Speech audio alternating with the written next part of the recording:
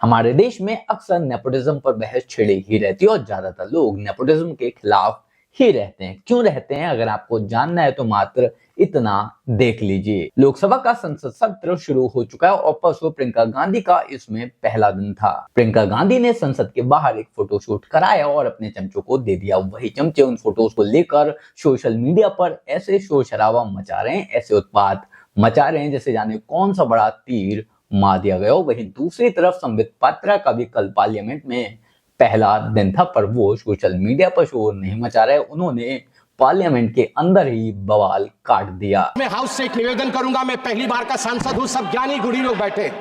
नहीं, आप भी ज्ञानी है सर, मैं आपके ऊपर कोई आक्षेप नहीं लगा रहा।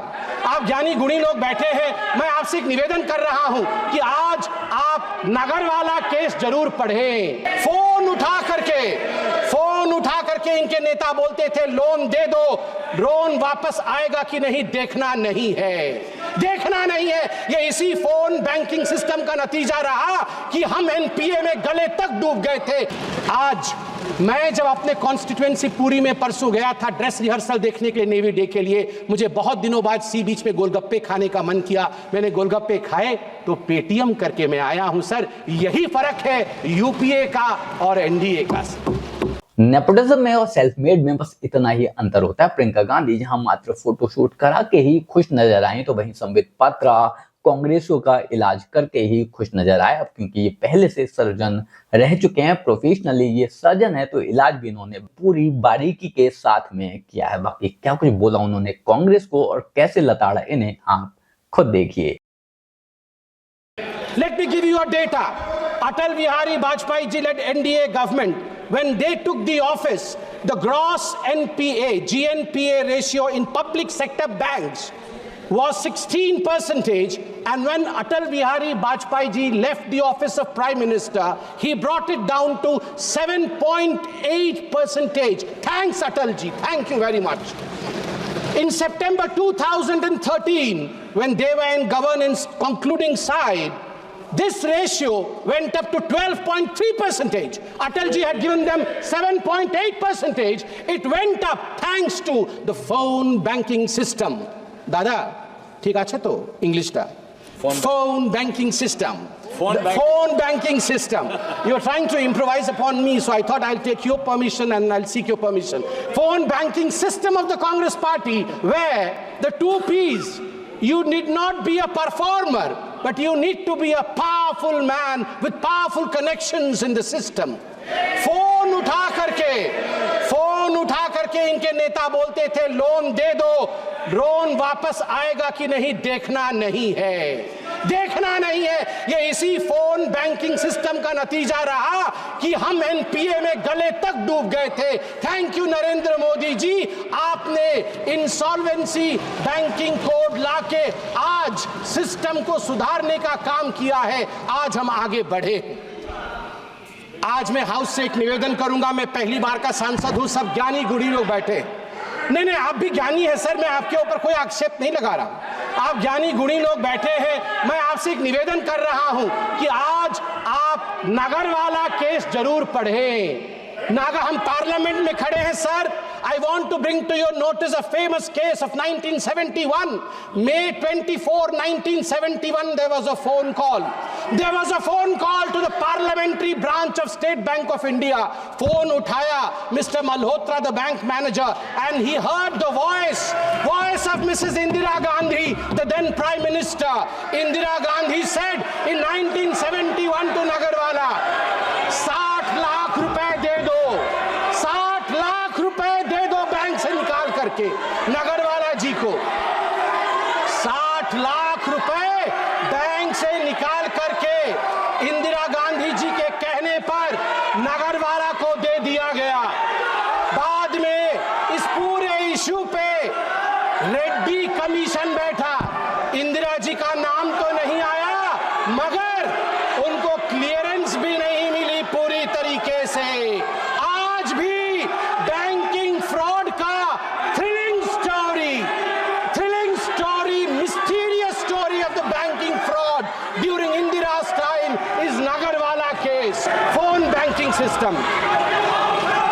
सभापति महोदय, मैं आपको बताना चाहता हूं कि जहां तक ग्रॉस एडवांसेस है बैंकिंग सिस्टम का, ग्रॉस एडवांसेस, सभापति जी मैंने ऐसा कुछ तो नहीं कहा है कि लोग मेरे पे नाराज हो रहे हैं।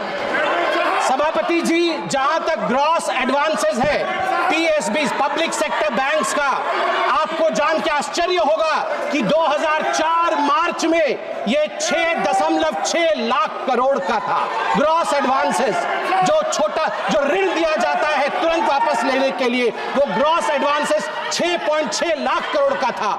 मार्च 2012 में जब इनकी सरकार थी यूपीए की, वो बढ़ करके ग्रॉस एडवांस 39 लाख करोड़ का बना, 39 लाख करोड़ का बना। जिसको मन उसको उठा के लोन दिया इन लोगों ने, लोन वापसी नहीं ली। सभापति महोदय, हमारी सरकार के आने के पश्चात हमें जान के ये खुशी होगी, 2014 से 2023 के बीच भारतीय बैंकिंग प्रणाली में लगभग 10 लाख करोड़ रुपए जो बैड बैंक लोन के कारण हम जिससे वंचित थे, वो रिकवर किया गया है। 10 लाख करोड़ रुपए 2014 से 2023 के बीच में। ये बहुत सारे रिफॉर्म्स, जैसे आज का रिफॉर्म हो रहा है, उन्हीं रिफॉर्म्स के कारण संभव हुआ।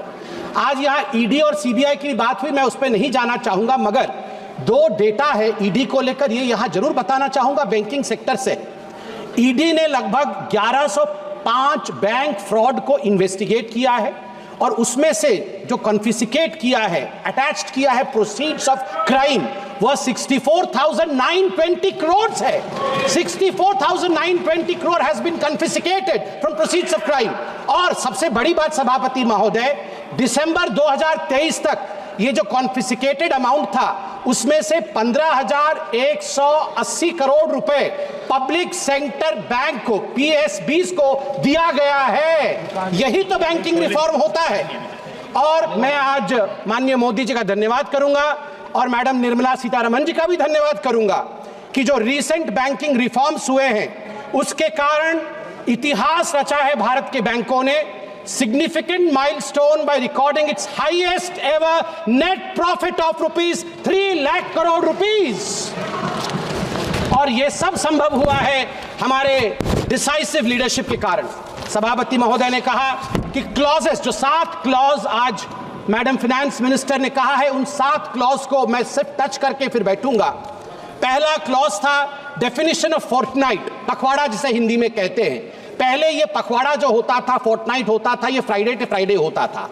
इस बार ये निर्णय लिया गया है not from Friday to Friday but 1st to 15th, और 15th से 30th would be the 15th and 30th would be the dates, and this standardizes the calculation of the cash reserves। ये एक स्टैंडर्ड सेट करेगा जो अपने आप में एक बहुत बड़ा रिफॉर्म है। दूसरा है tenure of the directors of the cooperative bank. ये टेन्योर को किस प्रकार से, तो आप देख सकते हैं कि डायरेक्टर जो है cannot hold office beyond 8 years था पहले, इसको बढ़ा करके 10 साल किया गया है।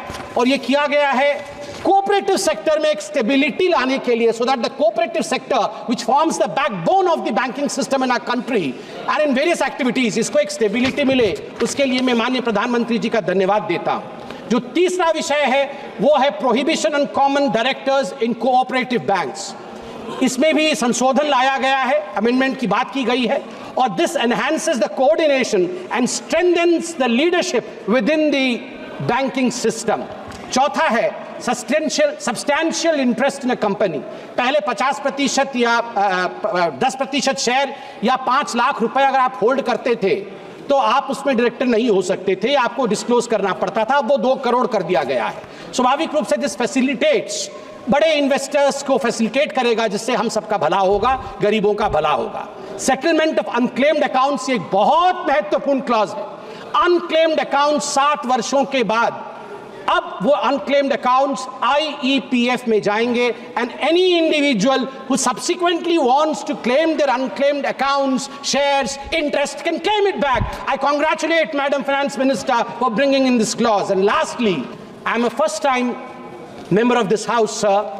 Previously, when I used to watch in the television, once I was watching and the Lok Sabha was in process, I saw the then finance minister, I would not name him because the rule says I cannot name them. He in the house said that, do you believe that in a digital India, sabji wala, ठेला वाला, ready वाला would be able to connect with digital India? This is not possible. ये संभव नहीं है कि सब्जी वाला के पास डिजिटल इंडिया का कुछ हो सकता है, वो पे कार्ड लेके घूमेगा. Sir, times have changed. Modi ji proved contrary to what the then finance minister was saying. आज मैं जब अपने कॉन्स्टिट्यूएंसी पूरी में परसों गया था ड्रेस रिहर्सल देखने के लिए नेवी डे के लिए, मुझे बहुत दिनों बाद सी बीच में गोलगप्पे खाने का मन किया. मैंने गोलगप्पे खाए तो पेटीएम करके मैं आया हूं. सर, यही फर्क है यूपीए का और एनडीए का. संबित पात्रा अभी जिस स्टेटमेंट के बारे में बात कर रहे हैं वो स्टेटमेंट दिया था कांग्रेस के वित्त मंत्री यानी कि पी चिदम्बरम ने. ये कांग्रेस के सबसे पढ़े लिखे नेताओं में से एक थे और इन्हें लगता था कि देश का कोई गरीब इंसान, कोई अनपढ़ इंसान इंटरनेट का यूज कर ही नहीं सकता, यूपीआई का यूज कर ही नहीं सकता. जबकि सच्चाई ये है कि आज की डेट में सब्जी वाला, प्रेस वाला तो दूर की बात है, भिखारी भी यूपीआई ले रहे हैं. और यही दिखाता है कि आपको विजनरी होना चाहिए. पढ़ाई लिखाई तो बहुत बाद में आती है. बाकी आप लोग इस बारे में क्या सोचते हैं कमेंट कर जरूर बताएं. जल्द मिलते हैं किसी नए वीडियो में नए टॉपिक के साथ. तब तक गुड बाय, नमस्कार, जय हिंद.